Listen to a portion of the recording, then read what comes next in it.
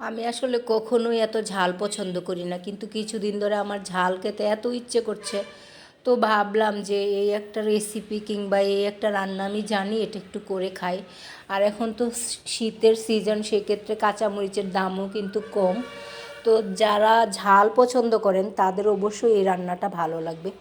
তো এখানে আমি হাফ কেজি কাঁচামরিচ এবং 4টা টমেটো একটু লবণ দিয়ে সিদ্ধ করে ব্লেন্ড করে নিয়েছি।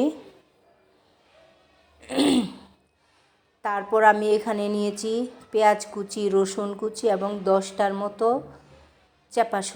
চাপা শুটকিগুলো আমি খুব ভালোভাবে গরম পানি দিয়ে ধুয়ে নিয়েছি।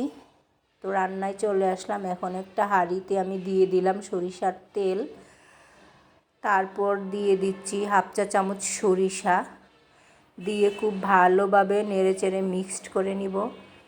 এটাকে আচারও বলতে পারেন, আবার ভর্তাও বলতে পারেন। এটা কিন্তু আপনারা নর্মাল ফ্রিজে অনেক দিন রেখে খেতে পারবেন। তো এই পর্যায়ে আমি দিয়ে দিলাম পেঁয়াজ কুচি এবং রসুন কুচি। তো এগুলো আমি একটু বাদামি করে ভেজে নিব, সে পর্যন্ত অপেক্ষা করতে হবে। তো এই পর্যায়ে এখন আমি দিয়ে দিব চাপা শুটকিগুলো, দিয়ে খুব ভালোভাবে নেড়ে চেড়ে একদম ভেজে নিব। তারপর এই পর্যায়ে আমি দিয়ে দিচ্ছি হাফ চা চামচ হলুদ গুঁড়া এবং 1 চা চামচ মরিচ গুঁড়া।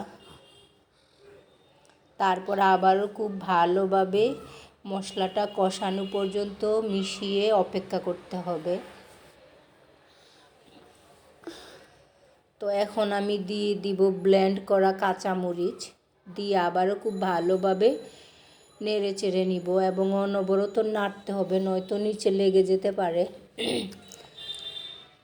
আমি কিন্তু আসলে কোনো রেসিপি শেয়ার করতে আসিনি, জাস্ট আমি যেটা রান্না করেছি সেটাই আপনাদেরকে দেখাতে এসেছি। এখন দিয়ে দিলাম সিদ্ধ করা টমেটোগুলো, ব্লেন্ড করে যেটা রেখেছি সেটা দিয়ে আবারও খুব ভালোভাবে নেড়ে চেড়ে নিচ্ছি। দিয়ে দিলাম স্বাদ মতো লবণ, দিয়ে আবারও খুব ভালোভাবে নেড়ে চেড়ে নিব এবং এটা শুকানো পর্যন্ত অপেক্ষা করতে হবে। শুকিয়ে গেলে আমার রান্না কমপ্লিট। তো এই যে আমার হয়ে গিয়েছে। আসলে একটু ভর্তা কিংবা একটু ঝাল কিছু হইলে কিন্তু একটু খেতেও মুখে খুব মজা লাগে। তো যদি আমার ভিডিওটা আপনাদের ভালো লাগে তাহলে অবশ্যই লাইক কমেন্ট শেয়ার করবেন। সবাই ভালো থাকবেন, সুস্থ থাকবেন। নেক্সট কোনো ভিডিওতে আবার দেখা হবে। আল্লাহ হাফেজ।